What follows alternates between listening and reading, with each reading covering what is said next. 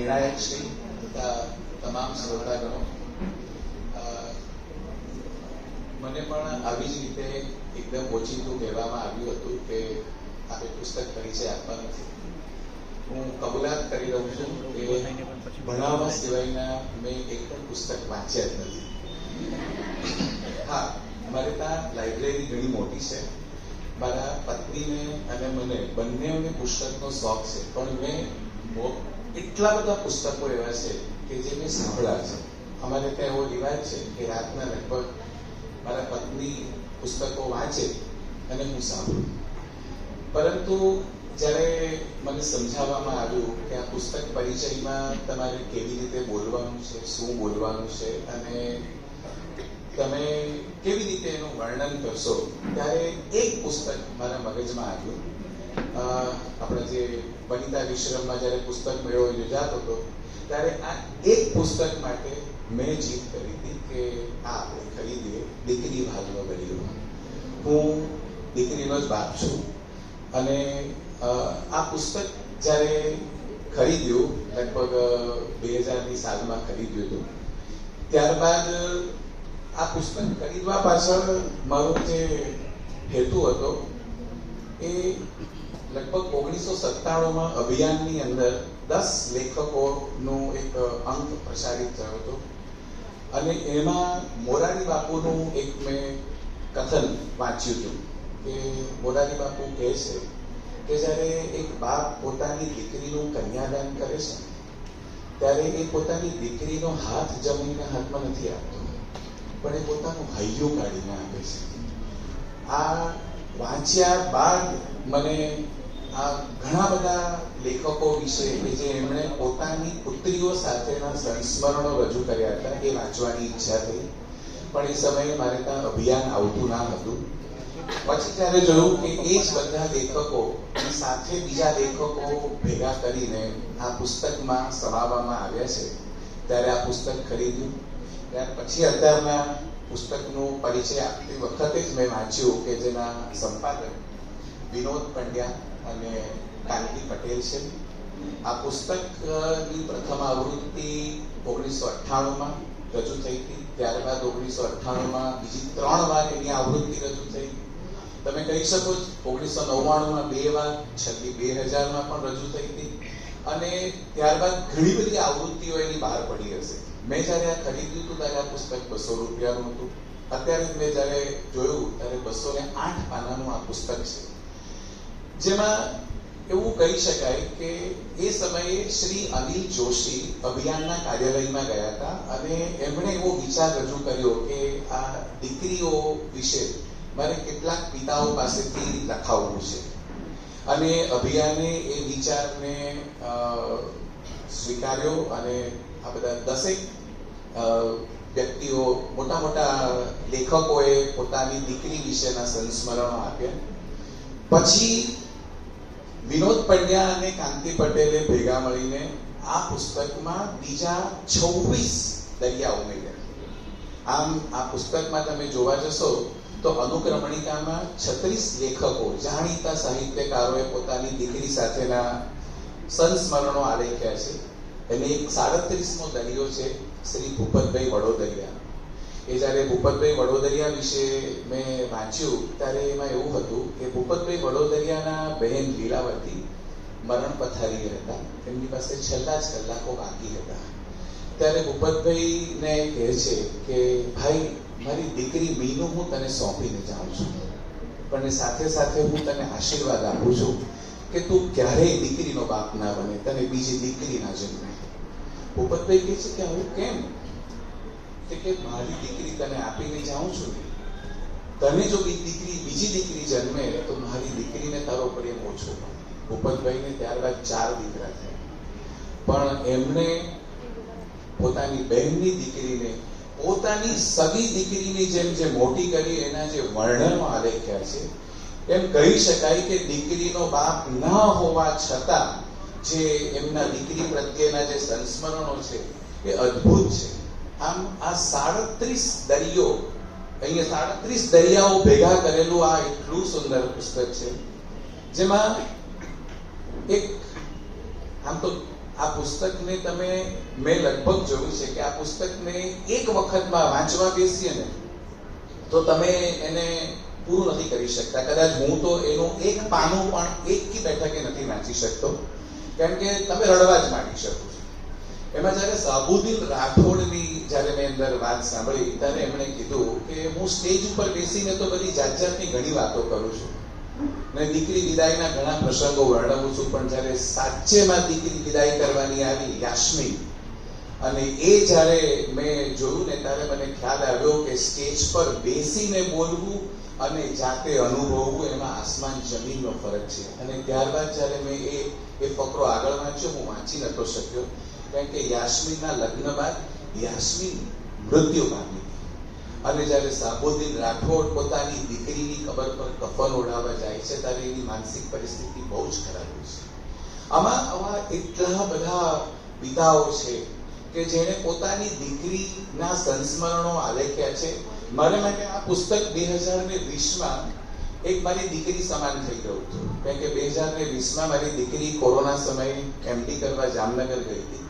હું એને મળવા જઈ શકું એ પરિસ્થિતિમાં નહીં હતો, અને તે વખતે મને ખબર હતી કે આમાં દરેક પિતા એ પોતાની પુત્રી સાથેના જે સંસ્મરણો મૂક્યા છે ને, જે લાગણીઓ બતાવી છે, હું દર વખતે એક હું વાંચી નતો શકતો. બિલકુલ સાચું કહું છું, નતો વાંચી શકતો. મારા પત્ની વાંચતા હતા અને હું એને સાંભળતા રડતો હતો, અને એમના પિતાના દીકરી સાથેના સંસ્મરણો સાથે હું મારી દીકરીના સંસ્મરણોને યાદ કરીને રડતો હતો. આ એવું પુસ્તક છે કે જે તમને તમારી દીકરીને તમારી સાથે જ રાખશે. અને મેં આ અનુભવ કર્યો છે. મારી પાસે કોરોના સમયમાં આ પુસ્તક જ મારી દીકરી હતી, અને આ પુસ્તકને વાંચીને રડીને મેં એને જીવ્યું છે.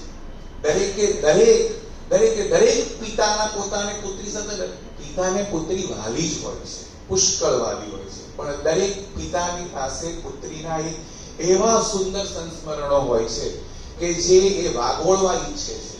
આજે હું વાગોળવા ઈચ્છું તો કલાક દોઢ કલાક ઘણો બધો સમય વીતી જાય, એટલા બધા સંસ્મરણો છે. પણ મારા સંસ્મરણો આ લેખકોના બધા સંસ્મરણોની સાથે મેચ થયા, એને હું જીવ્યો. એમના સંસ્મરણો સાથે મારી દીકરીને હું જીવતો હતો. એટલા સુંદર પુસ્તકો છે, જેમાં મોરારી બાપુએ એક વખત કીધેલું છે કે પુત્ર એ પિતાનું રૂપ છે અને પુત્રી એ પિતાનું સ્વરૂપ છે. અને એટલા માટે જ જ્યારે પિતા પોતાની પુત્રીનું કન્યાદાન કરે છે ને, ત્યારે એનો હાથ નહીં પણ પોતાનું હૈયું એ જમાઈના હાથમાં મૂકે છે. અહીંયા એક બીજું પણ છે કે જેમાં ગુણવંતભાઈ કહે છે, ગુણવંતભાઈ શાહ કહે છે કે દીકરી વિનાનું જે ઘર હોય ને, પછી તે ગમે એટલું પૈસાદાર હોય પણ એ દયાનીય માલદાર કહી શકાય. આ એકદમ સાચી વાત છે, કારણ કે દીકરી જ્યાં સુધી તમારા આંગણે ના રમતી હોય ને, ત્યાં સુધી એ ઘરમાં કોઈ વૈભવ હોતો જ નથી. અરે ગુણવંતભાઈ તો ત્યાં સુધીનું કીધું છે, દીકરી દેવો ભવ. આપણે આચાર્ય દેવો ભવ, માતૃ દેવો ભવ, પિતૃ દેવો ભવ કહીએ, એમણે દીકરી દેવો ભવ તો એ એટલા માટે કહી શકે કારણ કે દીકરીના બાપ છે અને એને ખબર છે કે દીકરી શું છે.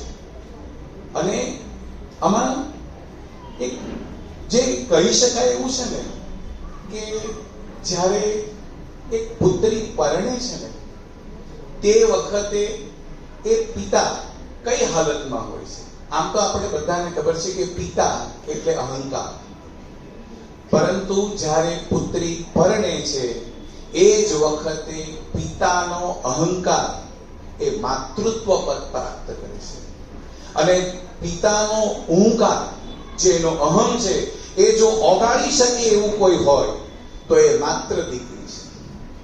અને પિતાનો જે હું, આ એનો અહમ ઓગળી, અને એ ઓગળીને જે આટલા બધા સંસ્મરણો સર્જાયા છે ને, એ સંસ્મરણોનો આ દરિયો એટલે આ દીકરી વાલનો દરિયો. જે દીકરીનો પિતા હોય કે પુત્રનો પિતા હોય, એક વાર તો વાંચવું જ જોઈએ. અને હું નથી માનતો કે આ તમે એકી બેઠકે વાંચી શકો. મને જો કે આ પુસ્તક વાંચતા 3-4 વર્ષ નીકળી ગયા છે, અને તેમાં પણ હજુ હું પૂરેપૂરા બધા લેખકોને તો વાંચી જ નથી શક્યો. અંદર વર્ષા અડાલજા, આમાં ઘણી બધી માતાઓ પણ છે, કારણ કે 30 પિતાઓએ લખ્યું છે 6 માતાઓએ લખ્યું, જેમાં વર્ષા અડાલજાની વાત તો સ્પર્શી ગઈ, જેમાં એમની 2 દીકરીઓ જ્યારે એમના વર્ષા અડાલજાના પતિનું મૃત્યુ થાય છે ત્યારે એ જ પિતાને વળાવવા જાય છે. એમને વિધિ કરવી ના હતી, છતાં પણ બંને દીકરીઓ જનોઈ ધારણ કરીને પિતાની વિધિ પણ કરે છે. એટલે શું માનીએ છીએ? હું એમ કહું છું કે સ્ત્રીને પુરુષ સમોવડી બનાવવી કે દીકરીને પુરુષ સમોવડી બનાવવી જરૂર નથી. એ પુરુષ કરતા 2 આંગળ ઊંચી છે, એને ક્યારેય નીચે ઉતારવાની જરૂર નથી. દીકરી દેવો ભવ. અસ્તુ.